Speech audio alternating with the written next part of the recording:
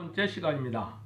오늘은 계시록 1장 2절을 봉독해 올리겠습니다. 요한은 하나님의 말씀과 예수 그리스도의 증거 곧 자기의 본 것을 다 증거하였노라. 오늘은 사도 요한이 자기의 본 것을 증거했다. 요 말씀을 변론하도록 하겠습니다. 그러면 사도 요한은 예수님에 대해서 뭐를 봤길래 증거를 했느냐, 이걸 일단 세 가지를 말씀드릴 수가 있습니다.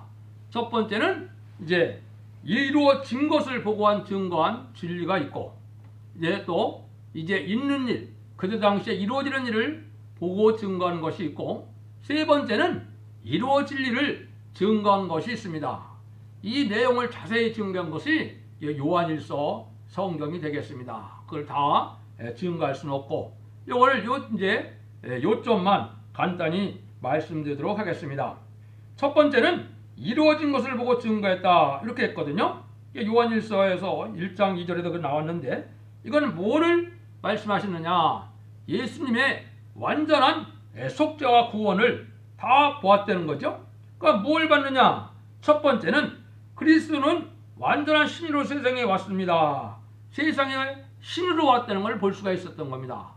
예수님의 신성을 알았다는 거죠. 왜? 인간의 몸으로는 할 수 없는 일들을 많이 하셨어요. 자연계가 순종하고, 나무도 저주하면 이제 말라 죽기도 하고, 또 봉오리도 입이 트여지고, 기목리도 귀가 또 뚫리는 이런 많은 이적과 기적을 통해서 죽은 사람들 살리는 이런 놀라운 역사는 인간으로서는 할 수 없는 일이다. 이거를 많이 다 봤죠, 사도 요한이. 그거를 자세히 증거했다 이 말입니다. 그래서 요한복음을 보시면 모든 예언의 말씀이 성취되는 과정을 참 많이 증거를 했습니다. 그래서 이제 신으로 왔다, 하느님의 아들로 왔다는 것을 친히 자기가 이제 증거를 해서 예수님은 분명히 신성을 가진 하느님의 아들이다, 이게 확실하다 이 말입니다. 두 번째는 인성으로 나타난 것을 친히 봤습니다. 그래서 인성으로 나타난 걸 봤는데, 이거는 사도 요한이 가장 사랑받는 제자이기도 하고, 품에 안겨보기도 하고, 같이 이제 침식을 같이 하고, 주님도 더위도 느끼고 추위도 느끼고 배고픔도 느끼고 우리 인간과 똑같다는 그거를 우리가 느꼈다 이 말이거든요. 이거를 빠짐없이도 증거했던 겁니다. 그럼 이게 왜 그렇게 중요하느냐, 이걸 바로 믿지 못하면 예수님을 바로 믿지 못하는 겁니다. 이것이 사도 요한이 증거한 게 참이 아니라면 뭡니까? 예수님은 메시아의 자격이 없는 겁니다. 그리스도의 화목제물이 될 자격이 없다는 것을 이게 잘 알아셔야 되는데, 이걸 모르고 그 예수를 믿는다는 사람들이 그래서 중생받는 역사가 안 되는 겁니다. 이걸 잘 믿으셔야 돼요. 그래서 요한일서 5장 6절에 보면 예수님을 어떻게 했어요? 물과 피로 임하신 자다 그랬어요. 예수님은 아버지가 없이 태어났는데, 성령으로 잉태되었는데, 그것은 무슨 얘기냐, 처녀 마리아는 태만 빌려준 거고, 마리아의 음식을 통해서 피가 생기고 몸이 생긴 것이 아니라는 겁니다. 하늘로부터 이게 내려와서 태만 빌리고 물과 피는 하늘로부터 다 왔다는 겁니다. 이렇게 태어났기 때문에 죄가 없어진 분이기 때문에 이게 화목제물의 자격이 있다 이 말이에요. 이게 참 중요한 거거든요. 이게 진리의 기독교의 진리의 요체인데, 이거를 등한시 여기니까 이게 뭐예요? 예수님을 믿어도 중생의 역사가 안 내린다, 이렇게 볼 수도 있는 거예요. 세 번째는 뭐가 또 중요하냐, 이제 완전 승리를 이루었다는 것을 친히 목도를 했다 이 말이에요. 딴 제자들은 다 무서워서 도망을 갔지만은 사도 요한은 요한복음 19장 30절에 보시면 요한 십자가 밑에서 이제 예수님이 다 이루었다 하는 것을 친히 목도해서 그걸 증거해놨다 이 말입니다. 이게 참 또 중요한 일이거든요. 구원의 완성을 한 것을 친히 목도했다 이 말입니다. 이거를 다 본 것을 이제 예수님이 이제 돌아가실 때 구원을 완성을 시켰다는 것을 사도 요한이 증거를 한 겁니다. 우리가 믿음이라는 게 뭐냐, 이 사도가 본 것을 우리가 본 것으로 확실히 믿을 때 거기에 믿음의 역사가 나타나는 것이 요게 기독교의 복음의 역사입니다. 그러니까 이걸 의심하지 않고 믿어야만 우리가 주님을 믿는 성령의 체험이나 신앙의 체험을 할 수 있는 겁니다. 그래서 우리가 이거를 중요시 여기고 그대로 내가 본 것처럼 믿어야 된다는 것을 우리가 알 수 있습니다. 그러면 이루어진 것을 이제 본다면 어떻게 되느냐? 한 10여 군데가 이제 옛날 구약 예언된 것이 예수님이 오심으로 이루어진 것을 증거한 겁니다. 몇 군데만 알려드리면 아주 근데 예언서 전체를 보면 초림의 예수님이 올 것을 예언하는 것은 아주 작은 부분이거든요. 대부분이 재림의 주를 오실 것을 얘기한 겁니다. 이 열 몇 군데 정도만 이게 초림의 예수님에 대한 것이지 나머지는 거의 다 재림에 대해 예수님에 대한 것이다. 몇 가지 소개 올리면 이사야 7장 14절에 처녀가 잉태의 아들을 낳는다. 그래서 그 이름을 임마누엘이라. 그렇죠? 두 번째는 미가서 5장 이전에 베들레헴에서 태어날 것을 말씀했습니다. 그 다음에 이사야 9장 1절 2절에서는 이방의 갈릴리에서부터 빛이 나와서 이방의 빛이 된다. 그래서 거기부터 복음의 역사가 진행될 것을 보여줬습니다. 그 다음에는 이사야 40장 3절에 보면 광야에 외치는 자의 소리가 있다. 그래서 이것은 복음의 시작이 세례 요한이 광야에서 외치는 일로부터 또 시작될 것을 예언을 한 겁니다. 또 이사야 42장 1절 4절에는 내 아들의 교훈이 공의를 이루는데 세계적인 사람들이 다 앙망하게 된다. 그래서 온 세계 사람들이 십자가의 도를 믿게 하는 역사가 있다. 그 내용은 이제 사복음서에 나온 얘기가 된 거죠. 그 다음에 이사야 53장 1절에서 10절을 보면 십자가에서 속건제물로 돌아갈 것을 말씀하시는데 이게 또 그대로 다 이루어졌다 이 말이에요. 또 이사야 53장 9절에는 부자의 무덤에 장사할 것을 말씀했는데 아리마대 요셉 아주 부자의 무덤에 장사된 것을 우리가 알 수가 있습니다. 그 다음에 시편 16편 10절에는 이제 부활 승천할 것을 말씀했는데 그대로 또 부활했고요. 또 예수님이 부활 승천하셔서 성신강림을 요엘서 2장 28절에 이제 말씀했는데 만민에게 보여주는 성령을 그대로 보낸 겁니다. 또 시편 34편 20절에는 모든 뼈를 상하게 하지 아니한다. 하나도 뼈를 꺾이지 아니하게 한다 했는데 요한복음 19장 36절에 보면 정확히 그거를 증거를 했습니다. 이것이 다 이루어진 걸 본 거거든요. 그 다음에는 또 뭐냐? 스가랴 12장 10절에 보면 찌른 자들이 보고 애통한다 그랬는데 요한복음 19장 34절에 보면 실제 로마 병정이 창을 찔렀죠. 그래서 나중에 이제 그런 사람들이 애통하게 될 것을 또 얘기를 한 겁니다. 또 스가랴 9장 9절에는 예수님이 낙이 타고 예루살렘에 올라갈 것을 말씀하는데 그대로 예수님이 낙이 타고 예루살렘에 올라가는 일이 성취가 됐습니다. 또 이제 스가랴 11장 12절에는 은30에 팔릴 것을 말씀했는데 그대로 또 은30에 가룟유다가 파는 일이 벌어졌죠. 이렇게 이제 이루어진 일을 잘 증거해 놓은 것이 이제 요한복음이 되고 사복음서가 되는 겁니다. 그 두 번째는 이제 뭐냐? 이제 있는 일이라 그랬는데 이거는 11절에 모든 것을 써서 7교회에게 보내라. 주님이 그렇게 명령을 했거든요. 그럼 그때 당시에 이제 아시아에 있는 이제 7교회를 통해서 이제 편지를 써서 보내라 그랬는데 이게 중요한 얘기입니다.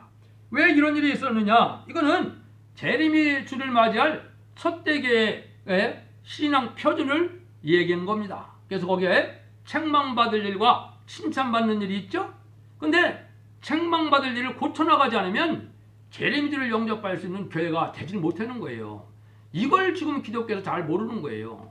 이 7교회에서 책망받을 일을 반드시 여러분이 고쳐나가야 그 신앙을 가져야 재림주를 영접할 교회가 될 수 있고 첫대계의 성도가 될 수 있고 첫대계의 사명자가 될 수 있는 겁니다. 그래서 그거는 이제 차차 2장 3장에서 배우게 되는데 그것이 아주 중요한 일이다. 그 다음에는 이제 이루어질 것을 증거한 진리가 있다 이 말이죠. 근데 이게 이제 바로 뭐냐? 앞으로 이제 이루어질 일에 대해서 증거를 해놨다 이 말이에요. 이거는 환난과 재앙 속에서 이제 중생받은 자녀들이 구원받을 비밀을 증거했는데 심판의 환난 재앙 때 살아남는 그 그 비밀이 이 계시록에 다 증거가 된 겁니다. 그래서 이것은 이제 첫 번째는 변화성도가 되는 그러한 비밀이 숨겨져 있고, 능히 셀 수 없는 물이라고 해서 이제 새 시대 백성으로 남을 자들이 이제 어떻게 남게 되느냐, 이거를 증거한 겁니다. 그러니까 이거에 대해서 이제 이루어지려는데 이게 계통적으로 이루어지기 때문에 이게 아주 중요한 의미를 가질 수가 있습니다. 첫 번째는 뭐가 그러면 사도 요한이 봤을 때 이루어질 일이냐? 첫 번째는 대표적인 사람이 나온다는 겁니다. 이 계시록 10장 10절부터 11장 3절까지 보면 다시의 연의 대표가 반드시 나온다는 거예요. 지휘발 같은 갈대를 들고 청량하는 역사가 실현 끝에 나온다. 이게 이 시대에는 엄청나게 중요한 겁니다. 그래서 이 계시록 22장 17절에 보면 성령과 신부가 말하는 것을 가감하면 하나님의 축복을 받을 수 없다 그랬죠? 재앙을 받죠? 그러면 이게 무슨 말이냐? 신부 자격을 가진 종이 성령으로 말하게 되는 그 말씀에 순종해야만 계시록에서 약속한 복을 받을 수 있다 이 말입니다. 그래서 성령과 신부 자격으로, 신부 자격은 말은 뭐냐? 왕권을 줬다는 뜻이고 예수님이 인정했다는 뜻입니다. 그래서 이러한 종이 아니면 계시록을 증거할 수 있는 자격이 없는 겁니다. 그래서 계시록을 아무나 그냥 자기 생각과 세상 지식으로, 과학적인 지식으로 이걸 증거하다 보면 엄청난 범죄가 된다는 사실을 명심해야 되는 겁니다. 그래서 하나님의 말씀은 인간이 전할 수 없다는 걸 얘기한 겁니다. 그러면 그 증인 권세 받은 종이 되는데, 증인 권세 받은 종이 감람나무 단체와 촛대기의 역사할 것을 계시록 11장에 얘기한 겁니다. 감람나무는 역시 왕권 받을 종들을 얘기했고, 여기에 촛대기의 역사는 인간 종말의 마지막 기회를 얘기를 한 겁니다. 그래서 환난과 재앙의 날에 온 세상이 흑암에 만민이 흑암을 가릴 때 촛대기가 나타나서 증거를 하고 난 다음에는 증거된 대로 하느님이 심판의 환난을 허락한다 이 말입니다. 그 다음에는 이제 또 뭐를 중점으로 얘기했느냐? 환난 가운데서 보호받을 것을 목적한 것입니다. 모든 선지의 환난은 북방에서 온다고 되어 있습니다. 그럼 사도 요한도 인간 종말에 붉은 짐승으로 말미암아 환난이 올 때 이제 보호받는 자들이 나온다 이 말이죠. 남은 종이 나오고 남은 백성이 나온다. 그래서 계시록 12장 6절에 보면 그 특별 보호를 받을 것을 이제 예비처라 이렇게 표현한 겁니다. 예비처에는 이제 보호처가 있고 예비처가 있는데 이걸 안정처라고도 그러는 겁니다. 그래서 남은 교회가 예비처에서 특별 보호를 받아서 양육을 받게 될 것을 증거했습니다. 이 말은 무슨 말이냐면 하나님의 보호 역사가 없으면 절대적으로 살아남을 수 없는 것이 인간 종말의 심판의 환난 재앙입니다. 한 명도 살아남을 수가 없는 겁니다. 그래서 그게 첫대계 성도가 돼서 보호받는 역사를 계시록 12장에서 그 비밀을 얘기한 겁니다. 세 번째 증거는 바로 뭐냐? 이 세상을 심판하고는 바로 새 시대가 온다. 이게 이제 천년왕국입니다. 그래서 이 계시록이나 하느님 말씀은 신학적이나 언어학적으로 이게 인간 지식으로 접근해 갖고 될 일이 아닙니다.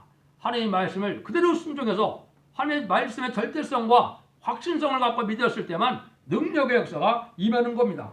그래서 인종전만의 심판이 올 때 이제는 구원받는 복음이다. 이것을 얘기해서 이게 이제 복음 심판이거든요. 그 다음에는 이제 천년 후에나 이루어질 일이지만은 이제 행위 심판을 이제 받게 돼서 생명책에 기록된 자에는 다 멸망받는다. 요거는 이제 무궁세계가 이루어질 것을 얘기한 겁니다.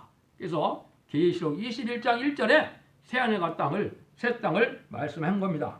이렇게 이제 이 세 가지를 증거한 것이 사도 요한이 여기서 자기의 본 것을 증거했다 이렇게 말씀드린 겁니다. 그래서 진리의 대표는 이 사도 요한입니다. 그래서 요한 복음이나 계시록이나 요한 1서도 1, 2, 3서도 다른 사람이 증거한 것보다도 더 확실한 증거가 되는 진리입니다. 연계가 높은 진리라 이 말입니다. 지금도 직접 보지는 못했지만은 사도 요한은 아마 천국에서도 상당한 예수님 다음가는 의치에 가 있는 것이 분명합니다. 그래서 사도 요한이 그만큼 사랑도 받았고 그만큼 많은 시련을 통해서 또 하나님의 중요한 일을 사명을 감당하고 간 일이기 때문에 그렇습니다. 그래서 계시록에는 이렇게 3대 증거가 있는 겁니다. 첫 번째는 예수님이 증거한 거예요. 예수님이 증거는 부활하신 예수님이 증거했는데 그 내용이 뭐냐? 이후에 마땅히 될 일이다. 이후에 마땅히 될 일을 이제 계시록 4장 1절에 나와 있습니다. 계시록 4장 1절은 이제 그때 배우게 되는데 간단히 말씀드리면 앞으로 이후에 마땅히 될 일이 무엇이냐?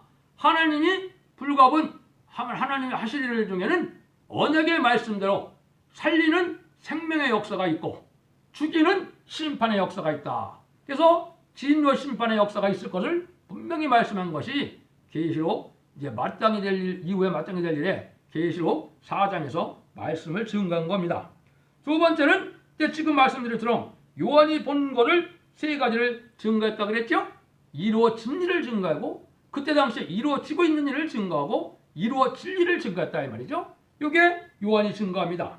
그 다음에는 이제 먹고서 그거를 잘 먹고 난 다음에 이제는 다시에는 사람들이 나와야 되죠. 그게 다시의 대표가 나오면 14만 4천 명의 변의 성도가 그걸 다시 증거하는 사명을 하는 것이 인간 종말의 한 해 사명을 마지막 사명자들이 나타나는 역사입니다.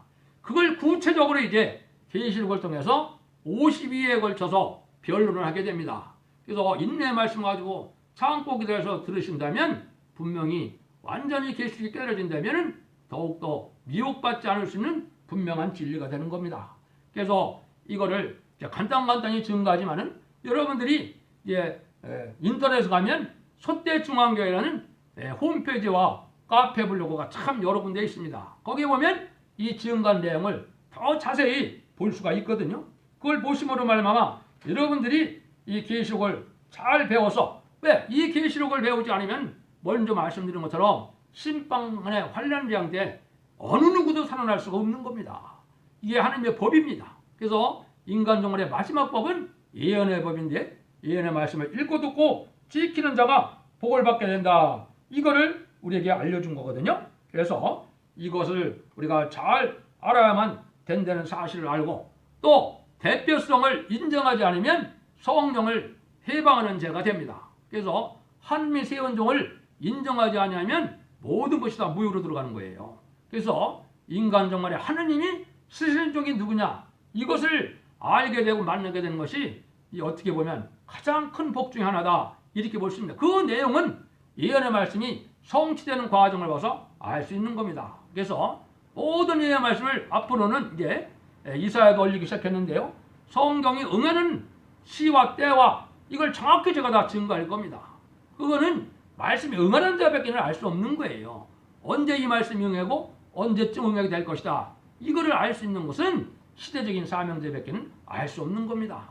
그러니까 많은 혼란한 세상에 지금 많은 계시록 증거자가 있지만은 참 계시록을 증거할 수 있는 내용은 이게 흔히 있는 일이 아니라는 것을 여러분들이 명심해 갖고 이제 잘 인내를 가지고 잘 살펴보시고 순종하여서 인간 종말의 구원의 복을 반드시 누리기를 바랍니다. 감사합니다.